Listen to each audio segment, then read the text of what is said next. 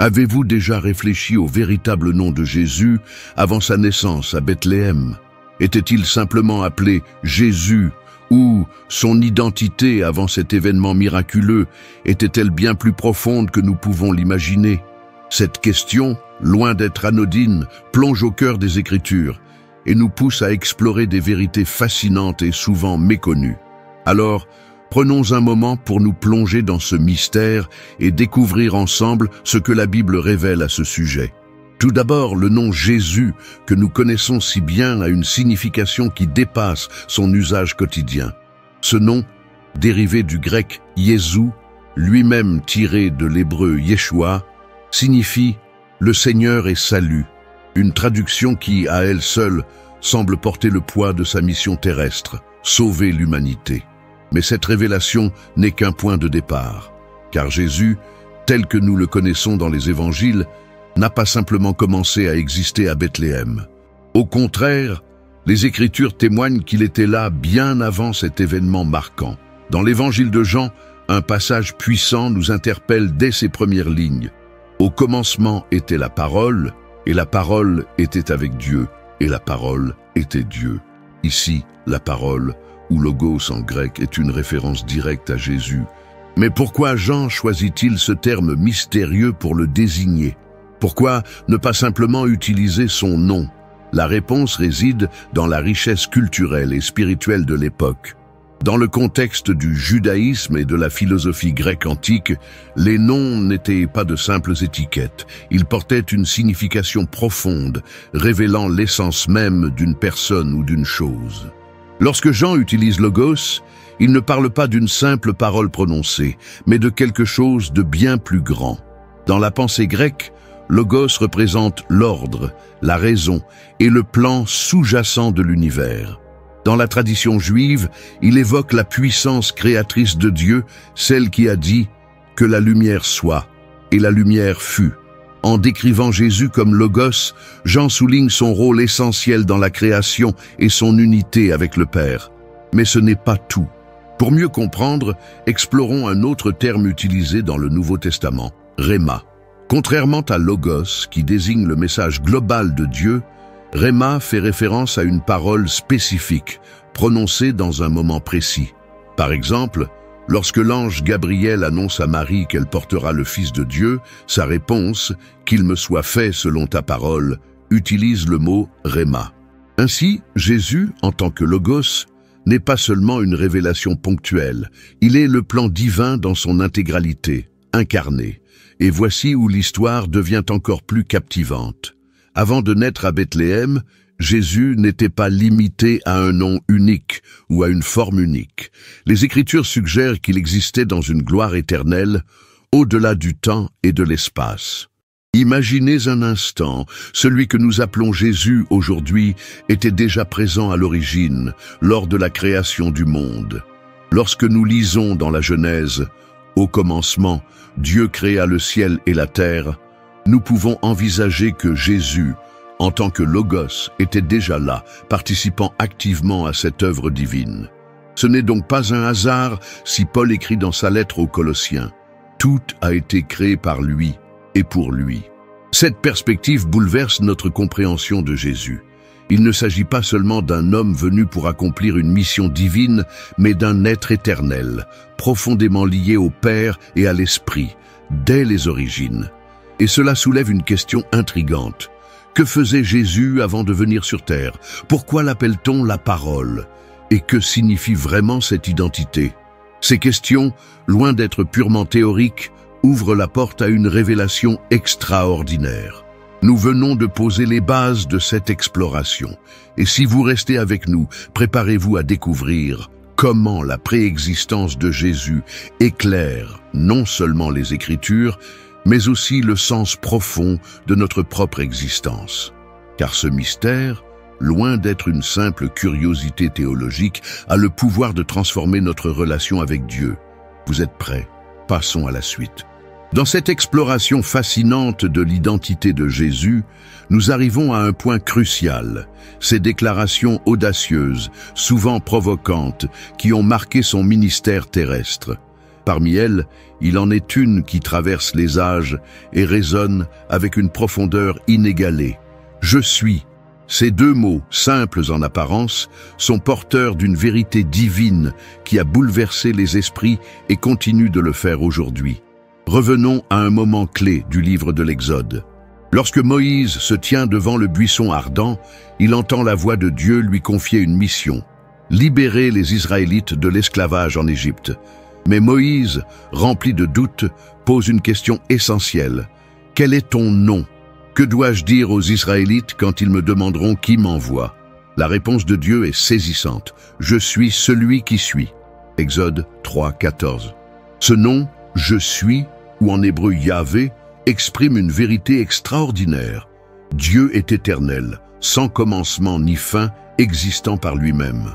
Des siècles plus tard, dans l'évangile de Jean, Jésus reprend cette déclaration divine de manière explicite. Lorsqu'il dit « Avant qu'Abraham fût, je suis », Jean 8, 58, il ne se contente pas de parler d'une préexistence. Il revendique directement le nom de Dieu, établissant ainsi son unité avec le Père. Ce moment est si bouleversant que ses auditeurs, comprenant parfaitement l'ampleur de ses paroles, cherchent immédiatement à le lapider. Dans leur culture, une telle déclaration équivalait à une blasphème, car Jésus ne se présentait pas seulement comme un prophète ou un enseignant, mais comme Dieu lui-même. Mais ce n'est pas la seule fois où Jésus utilise cette expression. L'évangile de Jean regorge de déclarations de « je suis » qui révèlent différentes facettes de son identité divine. « Je suis le pain de vie », Jean 6, 35, déclare-t-il, illustrant son rôle nourricier pour nos âmes. « Je suis la lumière du monde », Jean 8, 12, annonce-t-il, nous guidant hors des ténèbres spirituelles. « Je suis la porte », Jean 10, 9, et « Je suis le bon berger », Jean 10, 11. Montre-t-il, mettant en lumière son rôle de protecteur et de guide. À chaque fois, ces images puisent dans des réalités tangibles pour transmettre des vérités spirituelles profondes. Prenons un instant pour nous arrêter sur l'une de ces déclarations. « Je suis la résurrection et la vie ». Jean 11, 25. Jésus prononce ces mots puissants juste avant de ressusciter Lazare, un de ses amis proches, mort depuis 4 jours. Imaginez la scène. Une foule s'est rassemblée, les pleurs résonnent, et l'atmosphère est lourde de tristesse et de désespoir. Dans ce moment d'apparente défaite, Jésus se tient devant le tombeau, regarde les personnes en deuil et proclame avec une assurance divine qu'il détient le pouvoir sur la vie et la mort. Puis, d'une simple parole, il appelle Lazare à sortir, et l'impensable se produit. Lazare revient à la vie. Ce miracle, bien plus qu'un acte de compassion, est une démonstration éclatante de l'autorité divine de Jésus et de sa capacité à accomplir ce qu'il proclame. Mais pourquoi ces déclarations de « je suis » sont-elles si importantes? Parce qu'elles montrent que Jésus ne se contente pas d'enseigner ou de faire des miracles. Il se révèle comme étant la réponse ultime à nos besoins humains les plus profonds. Avez-vous faim de sens? Il est le pain de vie. Vous vous sentez perdu? Il est la lumière du monde. Vous cherchez un refuge? Il est la porte. Ces métaphores, bien qu'ancrées dans des réalités quotidiennes, pointent vers une réalité éternelle. Pourtant, ces affirmations ne sont pas sans conséquences.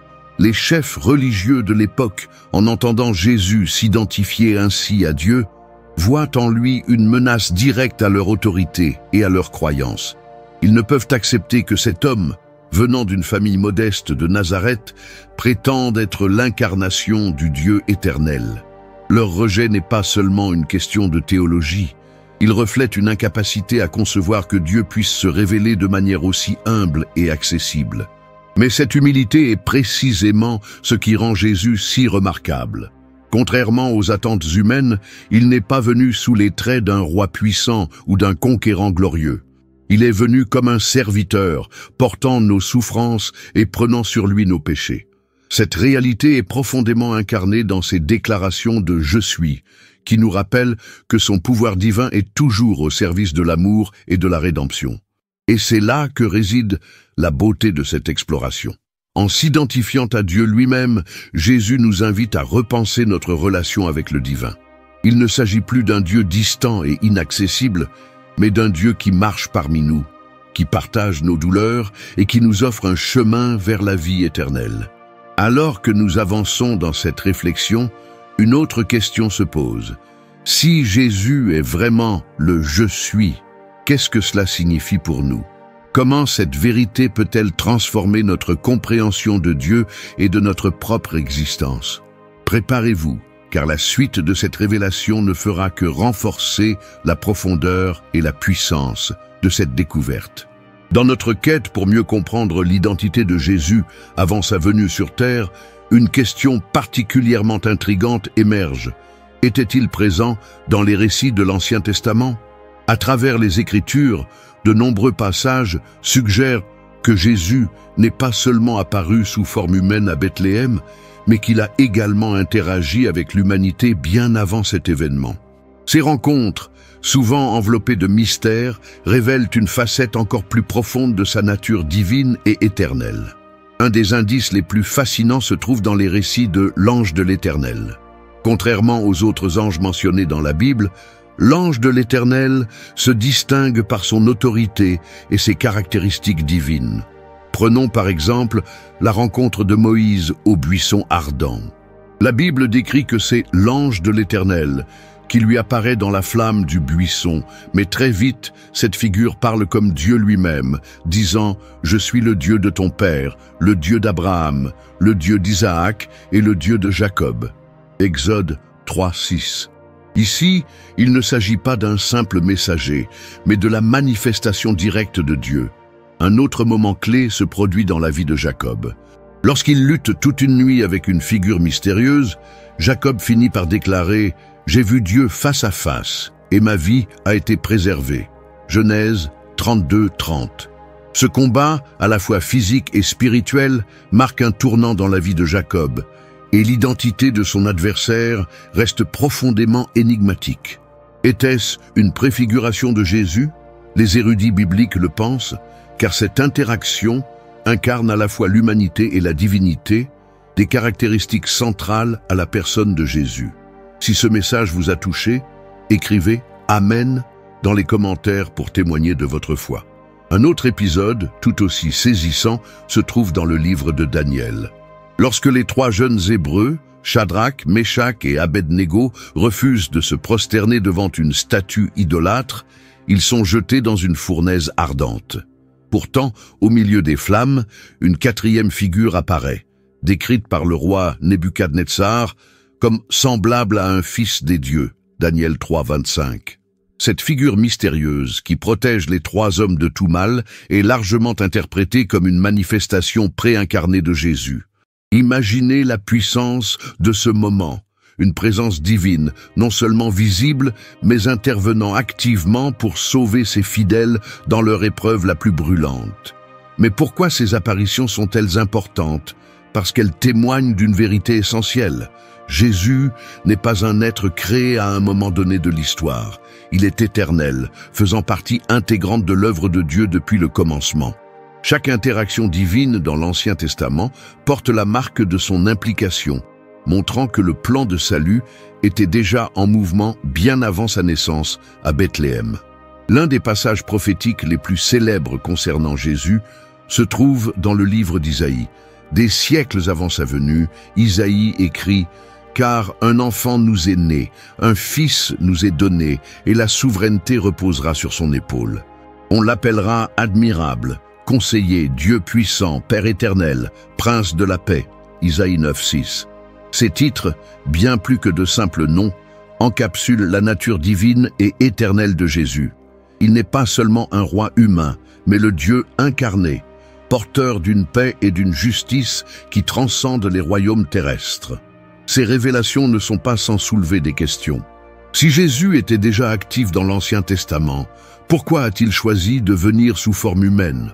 Pourquoi prendre cette apparence humble et vulnérable? Ces interrogations nous mènent à la profondeur de son amour et de son dessein, établir une relation personnelle avec l'humanité. Ce Dieu qui autrefois apparaissait sous des formes éclatantes ou mystérieuses a choisi de marcher parmi nous, de partager nos luttes et de porter nos péchés. Cependant, cette transformation n'efface pas sa gloire éternelle. Ces apparitions dans l'Ancien Testament servent de rappel que Jésus, bien qu'incarné, n'a jamais cessé d'être le Seigneur souverain. Et cela nous conduit à une autre question cruciale. Comment ces interactions divines préfigurent-elles les œuvres et les enseignements de Jésus dans le Nouveau Testament? Quelle est la connexion entre ces moments de révélation et sa mission ultime sur terre? La réponse, comme nous allons le voir, est à la fois bouleversante et exaltante. Préparez-vous, car ce voyage à travers les Écritures ne fait que commencer à dévoiler la profondeur insondable de qui est Jésus. À mesure que nous plongeons plus profondément dans la compréhension de Jésus à travers les Écritures, une autre facette de son identité émerge, celle d'un sauveur prophétisé, annoncé des siècles avant sa venue. Les prophéties de l'Ancien Testament ne sont pas simplement des prédictions isolées, mais des fils soigneusement tissés dans l'histoire, reliant l'éternité à l'humanité. Ces prophéties, souvent énigmatiques, révèlent non seulement qui est Jésus, mais aussi pourquoi sa venue était nécessaire. Un passage fondamental se trouve dans Isaïe 53, un chapitre qui, pour beaucoup, incarne une précision presque surnaturelle dans la description de la mission de Jésus.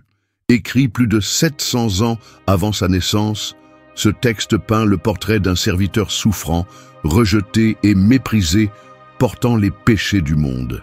Il était méprisé et abandonné des hommes, homme de douleur et habitué à la souffrance. Ces mots, poignants et puissants, décrivent un Messie bien différent de l'image d'un roi conquérant que beaucoup attendaient. À travers ces versets, nous voyons un Jésus qui choisit la faiblesse apparente pour accomplir un plan divin de rédemption. Imaginez un instant la tension de l'époque, un peuple en attente d'un libérateur puissant, mais recevant à la place un Messie prêt à souffrir pour eux. Un autre passage prophétique clé se trouve dans Michée 5:2. « Et toi, Bethléem Ephrata, petite entre les milliers de Juda, de toi sortira pour moi celui qui dominera sur Israël, et dont l'origine remonte aux temps anciens, aux jours de l'éternité. » Ici, non seulement la ville de naissance de Jésus est spécifiquement annoncée, mais aussi sa nature éternelle. Cette prophétie relie l'humilité de sa naissance à Bethléem à sa préexistence divine. Comment une si petite ville, presque insignifiante aux yeux du monde, pouvait-elle devenir le théâtre d'un événement si colossal? Cela montre encore une fois que Dieu choisit souvent ce qui semble faible ou insignifiant pour accomplir des choses extraordinaires. Ce thème de l'humilité divine se retrouve dans Zacharie 9:9. « Réjouis-toi avec éclat, fille de Sion.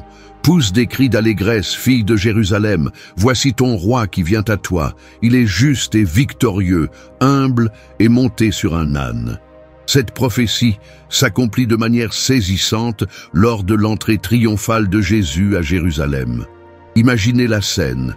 Les foules acclamant Jésus, agitant des branches de palmier, attendant qu'il prenne le trône en tant que roi terrestre. Mais Jésus, fidèle à cette prophétie, choisit un âne, un symbole d'humilité, au lieu d'un cheval majestueux. Ce choix délibéré révèle la nature de son royaume, un royaume spirituel fondé sur la paix et la justice, et non sur la domination ou la violence. Cependant, la portée de ces prophéties va bien au-delà des événements terrestres. Elles parlent aussi d'une gloire céleste et d'une réconciliation universelle.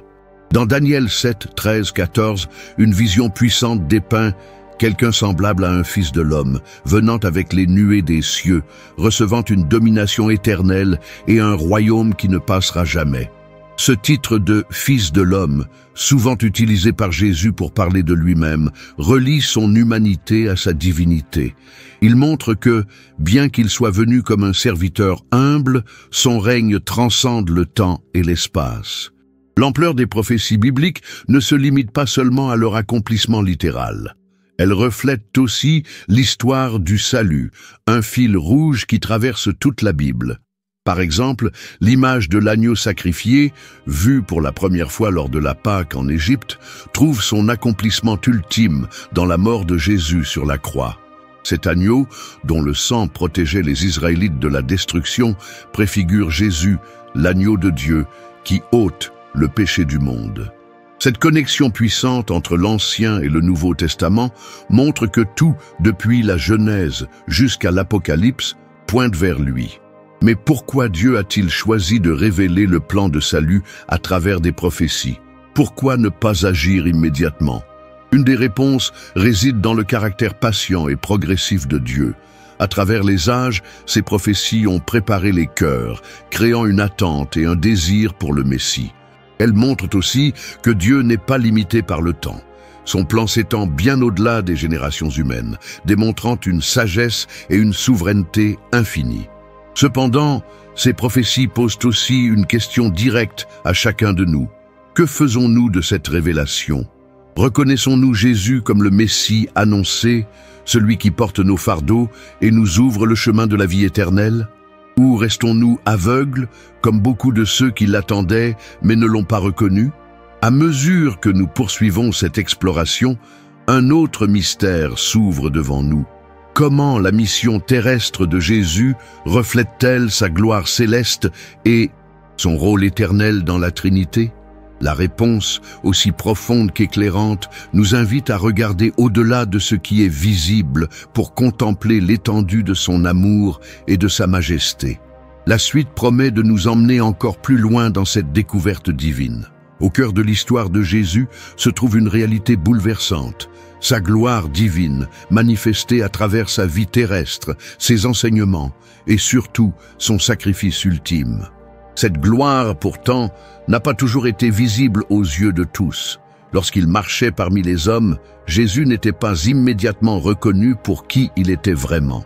Mais à travers ses paroles et ses actions, il a révélé, morceau par morceau, l'étendue de sa majesté et de son unité avec le Père. Cette partie de son histoire nous conduit à contempler un mystère profond. Comment un Dieu éternel, tout-puissant, a-t-il choisi de se manifester de manière si humble et vulnérable? Et pourquoi? L'évangile de Jean nous offre un aperçu unique de cette gloire, notamment dans la prière de Jésus en Jean 17, souvent appelée la prière sacerdotale. Dans cette prière, Jésus s'adresse directement à son Père, déclarant « Père, l'heure est venue, glorifie ton Fils, afin que ton Fils te glorifie. » Ces mots marquent un moment crucial, juste avant sa crucifixion. Mais que signifie réellement cette demande? La gloire dont Jésus parle ici n'est pas une gloire terrestre, comme celle recherchée par les rois ou les conquérants. Il s'agit d'une gloire divine, reflétant son unité parfaite avec le Père et son obéissance totale à sa volonté. Pour mieux comprendre, il faut revenir à la manière dont Jésus a constamment glorifié le Père tout au long de son ministère. Chaque miracle, chaque enseignement, chaque interaction était une manifestation de cette gloire. Lorsque Jésus a transformé l'eau en vin lors des noces de Cana, il n'a pas seulement montré sa puissance, il a révélé la nature généreuse et abondante de Dieu. Lorsque face à la foule affamée, il a multiplié les pains et les poissons, il a incarné le soin divin pour les besoins humains. Et lorsqu'il a ressuscité Lazare d'entre les morts, il a démontré que la vie et la mort elles-mêmes étaient sous son contrôle. Mais la manifestation ultime de cette gloire est venue par la croix. À première vue, la crucifixion semble être un échec total, un homme humilié, battu et exécuté de manière honteuse. Pourtant, c'est précisément dans ce moment de faiblesse apparente que la véritable puissance de Dieu a été révélée. En se sacrifiant volontairement, Jésus a montré que la gloire divine ne réside pas dans la domination, mais dans l'amour inconditionnel et le don de soi. C'est ce paradoxe, la victoire à travers la souffrance, la vie à travers la mort, qui constitue le cœur de l'Évangile. Cette idée de glorification mutuelle entre le Père et le Fils est également un rappel pour nous. Jésus, en tant que modèle parfait, montre que notre propre vie peut et doit refléter cette gloire divine. Mais comment cela est-il possible pour des êtres imparfaits? La réponse réside dans notre relation avec lui. Comme Jésus l'exprime dans Jean 15, il est la vigne et nous sommes les sarments. En restant connectés à lui, nous participons à sa gloire et portons du fruit pour le Père. Un autre aspect fascinant de la gloire de Jésus est sa préexistence.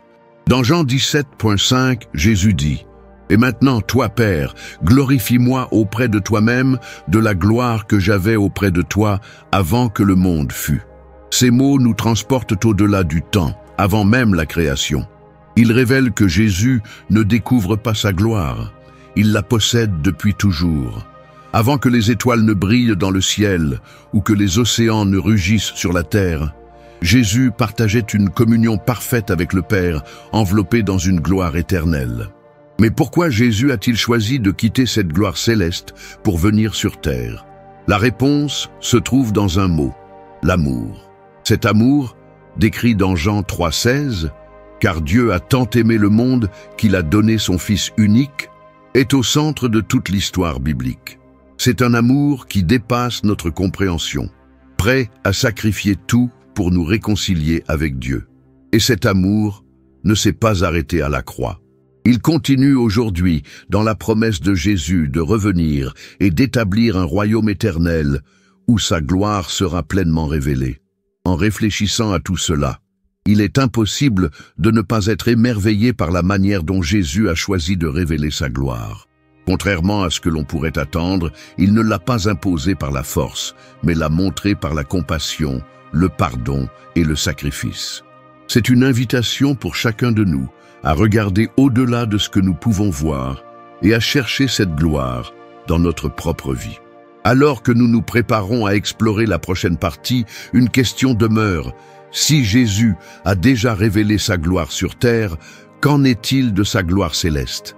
Comment cette gloire se manifeste-t-elle maintenant? Et surtout, comment pouvons-nous espérer un jour en faire l'expérience nous-mêmes? Les réponses à ces questions promettent d'être encore plus profondes et elles nous invitent à continuer ce voyage spirituel extraordinaire. Alors que nous arrivons à la fin de cette exploration profonde de la gloire de Jésus et de son identité éternelle, il est temps de tourner nos regards vers ce que les Écritures décrivent comme la révélation ultime, sa gloire céleste. Dans les visions grandioses du livre de l'Apocalypse, nous découvrons un Jésus qui transcende tout ce que nous avons vu auparavant. Ici, il n'est plus seulement l'humble serviteur ou le Fils de l'homme marchant parmi les hommes, mais le Roi glorifié, le Seigneur tout-puissant, régnant pour l'éternité. Dans Apocalypse 1, 12, 16, l'apôtre Jean, exilé sur l'île de Patmos, a une vision spectaculaire de Jésus. Il le décrit ainsi.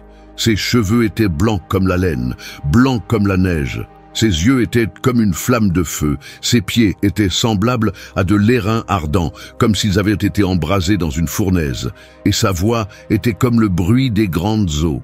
Cette description à la fois terrifiante et majestueuse nous donne un aperçu de la véritable nature de Jésus. Il n'est pas seulement le Messie venu sauver, mais aussi le juge souverain et le roi des rois. Ses yeux, comme des flammes de feu, symbolisent sa capacité à voir tout, à percer les cœurs et les intentions. Sa voix, puissante comme le tonnerre des océans, rappelle son autorité absolue. Partagez votre soutien en commentant « Amen » et unissons nos voix pour glorifier Jésus. Cette vision de Jésus glorifié culmine dans une déclaration retentissante. « Je suis le premier et le dernier et le vivant. J'étais mort, et voici, je suis vivant au siècle des siècles. » Apocalypse 1, 17, 18. Ces paroles résonnent comme une promesse et une garantie. Jésus, qui a triomphé de la mort, détient les clés du destin éternel. Pour nous, ses disciples, cela signifie que la victoire sur la mort et le péché n'est pas seulement une idée théologique, mais une réalité accessible. Une autre vision frappante se trouve dans Apocalypse 19, 11, 16.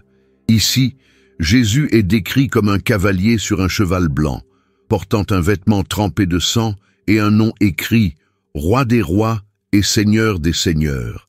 Ce moment représente le retour triomphal de Jésus, non plus comme un serviteur souffrant, mais comme un conquérant divin, établissant son royaume éternel. Ce tableau contraste fortement avec son entrée humble à Jérusalem sur un âne. Il montre que la première venue de Jésus, marquée par l'humilité et le sacrifice, prépare la voie à une révélation finale où sa gloire sera pleinement reconnue. Mais cette gloire céleste n'est pas réservée à une élite spirituelle. Dans Jean 17, 24, Jésus prie pour que ses disciples soient avec lui et voient sa gloire. « Père, je veux que là où je suis, ceux que tu m'as donnés soient aussi avec moi, afin qu'ils contemplent ma gloire. » Cette prière, remplie d'amour et de désir, montre que Jésus veut partager sa gloire avec nous. Cela signifie que notre destin en tant que croyants n'est pas simplement d'être sauvés, mais de participer à cette gloire éternelle en communion avec lui. Mais comment cette espérance peut-elle transformer notre vie aujourd'hui? Elle nous rappelle que la souffrance, les épreuves et les défis que nous rencontrons ne sont pas la fin de l'histoire. Comme Paul l'écrit dans Romains 8, 18, « J'estime que les souffrances du temps présent ne sauraient être comparées à la gloire à venir qui sera révélée pour nous. » Cette perspective nous donne la force de persévérer, sachant que, comme Jésus, nous sommes appelés à traverser l'humilité pour atteindre la gloire. Alors que nous concluons ce voyage à travers les Écritures, il est essentiel de nous poser cette question. Que faisons-nous de cette révélation? La grandeur de Jésus, sa gloire et son amour incommensurable ne sont pas seulement des vérités théologiques, mais des réalités qui appellent une réponse. Allons-nous vivre avec cette espérance, refléter sa gloire dans nos vies et inviter d'autres à découvrir qui il est? Nous espérons que ce parcours spirituel vous a inspiré, éclairé et permis de mieux comprendre l'étendue de l'amour et de la majesté de Jésus. Si ce contenu vous a touché, n'hésitez pas à partager vos réflexions avec nous dans les commentaires. Votre participation enrichit cette exploration et permet à d'autres de découvrir ces vérités puissantes. Merci de nous avoir accompagnés jusqu'ici. Nous vous invitons à continuer à creuser les Écritures, à rechercher Dieu avec tout votre cœur et à vous préparer pour ce jour glorieux où nous le verrons face à face. Si ce voyage vous a inspiré, pensez à aimer cette vidéo et à vous abonner à notre chaîne pour ne pas manquer les prochaines explorations. Que la paix, l'amour et la gloire de Jésus vous accompagnent. À très bientôt pour de nouvelles révélations.